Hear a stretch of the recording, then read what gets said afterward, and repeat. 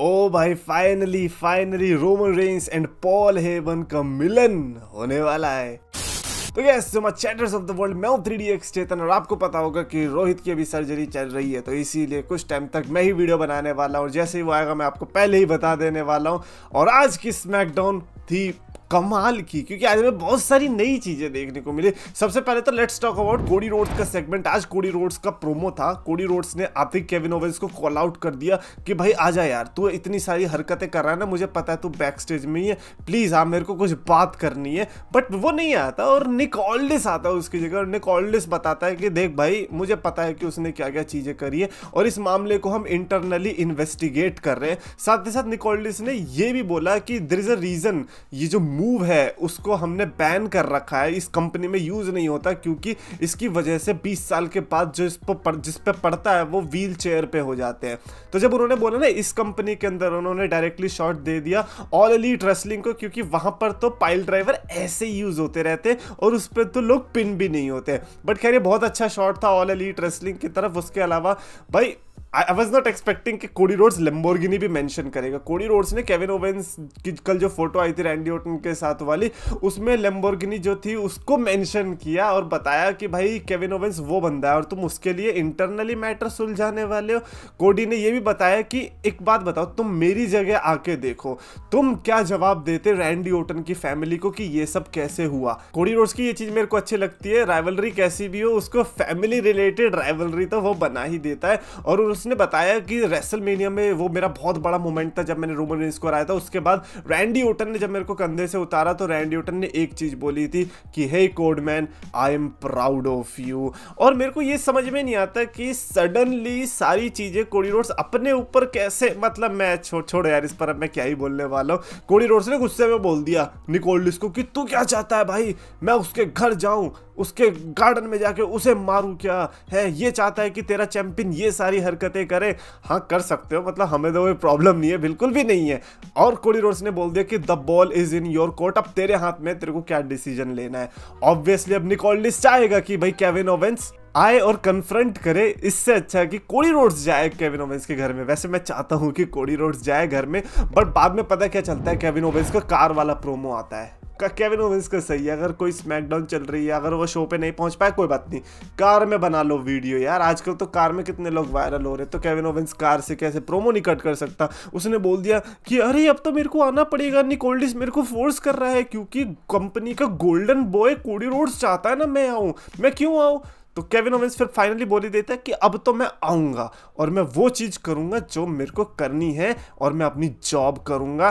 Clearly Kevin Owens यहाँ पे threat कर रहे हैं कि अब जब मैं आने वाला हूं ना कोडी, तो फिर मैं तेरी बैंड बजाने वाला हूं। सो नेक्स्ट वीक में हमें ये देखने को मिलेंगे and Cody Rhodes versus Kevin Owens. Most probably ये लोग सर्वाइवर सीरीज के लिए, चैंपियनशिप के लिए भी बुक कर सकते हैं।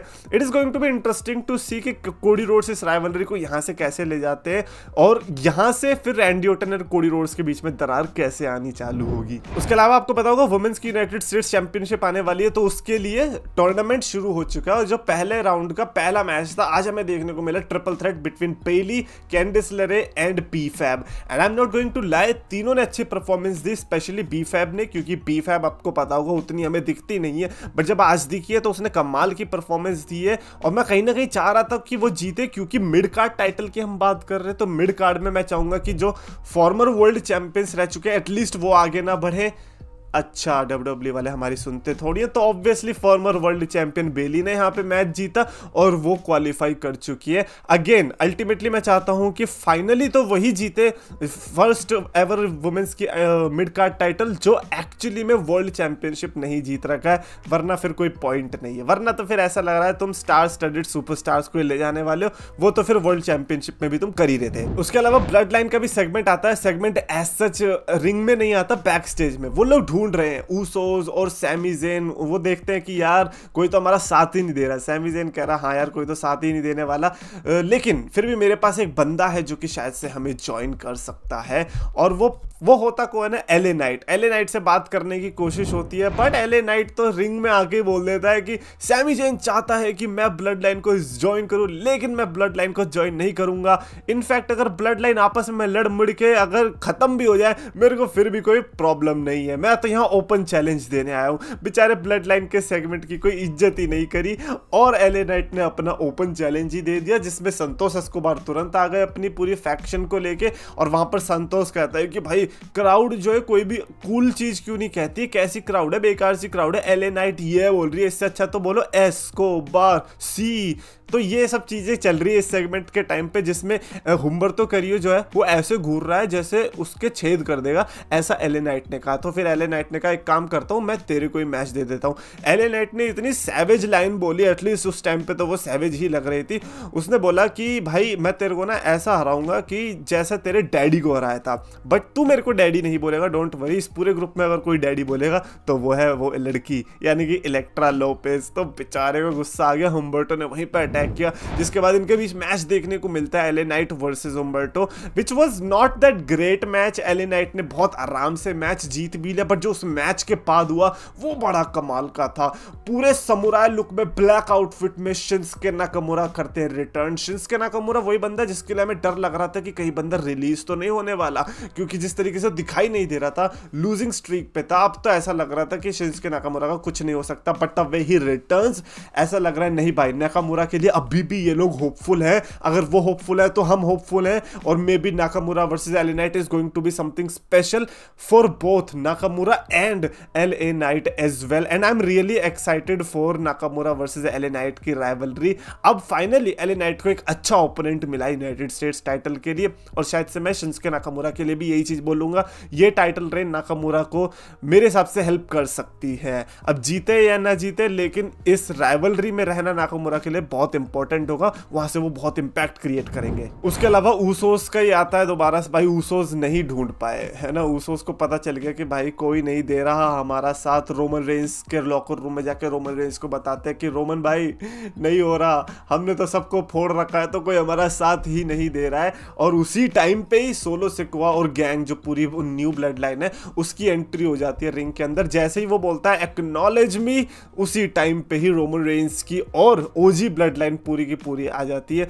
अब हमें देखने को मिलने वाला था 4 on 4 का ब्रॉल। एक तरफ Roman Reigns, Sami Zayn and the Usos, दूसरी तरफ Solo Sikoa, Jacob Fatu and Tama Tonga and Tonga Loa. और इन 8 के बीच में जो ब्रॉल हुआ, पहली बात तो मैं दाद देना चाहूंगा डब्ल्यूडब्ल्यूई को कि बीच में आपने सिक्योरिटी गार्ड वगैरह नहीं भेजे, क्योंकि ब्रॉल हुआ धमाकेदार। 8 के 8 सुपरस्टार्स ने ये बता दिया कि भाई हम ना वॉर गेम्स में, ये तो ट्रेलर है, वॉर गेम्स में हम ऐसी मूवी दिखाने वाले हैं कि आपको अब ब्लॉकबस्टर ही बोल उठोगे। और अभी तो सिर्फ 4 है, अभी तो हमें 5 बंदे और मिलने बाकी थे।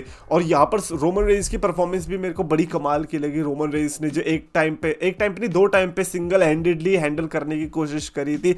भाई पासा तो तब पलटा जब आया Bronson Reed, big Bronson Reed आ जाता है। और उस भाई अब ब्रॉन्सन रीड जैसा बंदा अगर किसी टीम में है और आप 4 on 5 से ट्रेल कर रहे हो, तो फिर आपकी बैंड बजनी है। रोमन रेंस ने मैं कहूंगा कि बहुत ट्राई किया, लेकिन फायदा नहीं हुआ। एक तरफ जेकब फाटू और ब्रॉन्सन रीड जैसे बंदे हैं, सोचो यार, तो उन्होंने जो तबाही मचाई है और बता दिया कि भाई 5th मेंबर हमारा ब्रॉन्सन रीड है।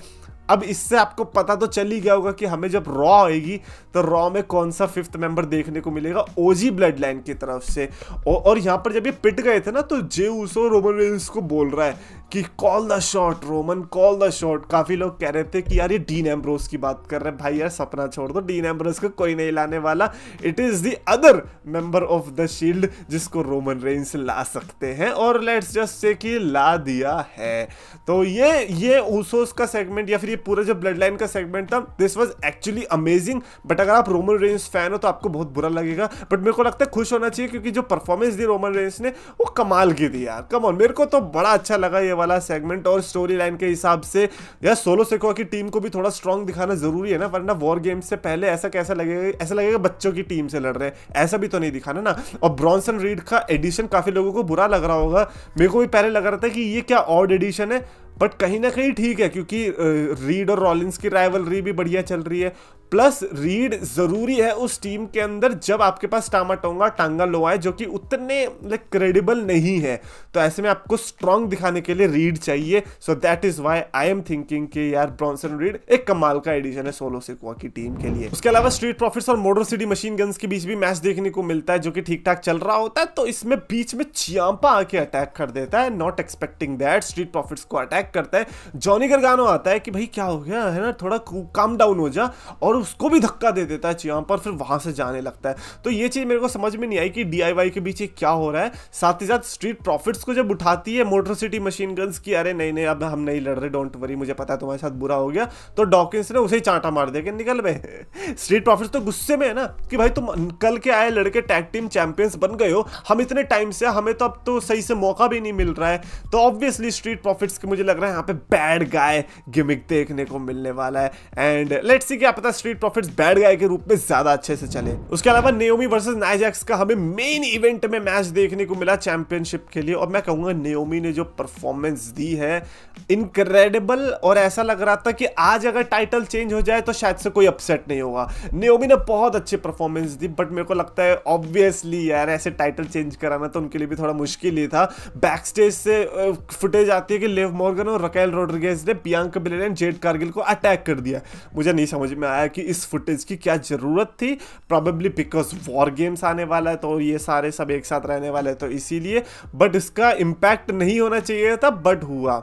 बेली भी आती है रिंग साइड पे। अल्टीमेटली जब कैंडिस लेरे ने बेली को अटैक किया ना, वहां से शिफ्ट हो गया मोमेंटम, और नाया जैक्स ने नेओमी को हरा के टाइटल रिटेन रखी, and that is the end of the show. ये मेन इवेंट था। मेन इवेंट मैं कहूंगा कि नेओमी वर्सेस नाया जैक्स, क्योंकि चैंपियनशिप मैच था तो इसीलिए मैं छोड़ देता हूं, अदरवाइज रोमन रेंस वाला सेगमेंट को मेन इवेंट रख सकते थे, और अल्टीमेटली रोमन रेंस वाला ही मेन इवेंट हुआ, क्योंकि जब फाइनली मेन इवेंट आता है वो ये होता है जब हमें टीवी स्क्रीन पर पता चलता है कि रोमन रेंस अकेला है, पूरे खुले बाल है। भाई रोमन रेंस खुले बाल में ऐसा अलग ही बंदा नहीं लगता, ऐसा लगता है यार कोई और ही सुपरस्टार है। और वो कॉल करता है, ऐसे फोन पे बोलता है, हे कॉल द वाइस मैन, और जैसे ही वो बोलता है द वाइस मैन, क्राउड पागल हो जाती है कि यस पॉल हेमन को बुलाया जा रहा है, क्योंकि यार बात करने का काम, बैकस्टेज की चीजें, वो इनका काम था ही नहीं ना, वो था पॉल हेमन का काम। अब पॉल हेमन को बुलाएंगे तो बहुत चीजें आसान होंगी, लेकिन जैसे ही कॉल करते हैं तो वो कॉल लगता ही नहीं है, कहती है number is not in service. अरे भाई यार ऐसे टाइम पे कैसे फोन अपना तुम स्विच ऑफ करके भूल गए पॉल हेमन चाचा। पॉल हेमन वही है जो ब्रॉ के बैक स्टेज में था और बुली रे के साथ फोटो खिंचवा के डाली थी, बट कोई बात नहीं, हम इसको ज्यादा ध्यान नहीं देने वाले। ओवरऑल आज की स्मैकडाउन डेफिनेटली इंटरेस्टिंग थी। मेरे को रेट करना होगा, I think I would give it a solid 4 out of 5 की स्टार रेटिंग। रोमन रेंस और ये ब्लड लाइन के सेगमेंट कमाल के थे। एले नाइट के ऊपर नाकामुरा ने अटैक कर दिया, वो बढ़िया था। Kevin Owens and Cody Rhodes की स्टोरी लाइन थोड़ी इंटरेस्टिंग चल रही है। उसके अलावा स्ट्रीट प्रॉफिट्स पे भी ये ध्यान दे रहे, डीआईवाई पे ध्यान दे रहे, एंड अल्टीमेटली नेओमी इतनी बढ़िया निकल के आई। तो overall SmackDown was definitely amazing. आपके क्या थॉट्स हैं आज की स्मैकडाउन के बारे में? डेफिनेटली कमेंट्स में लिख के बताना, और अगर आपको वीडियो पसंद आए तो प्लीज लाइक करो, शेयर करो, चैनल को सब्सक्राइब करो।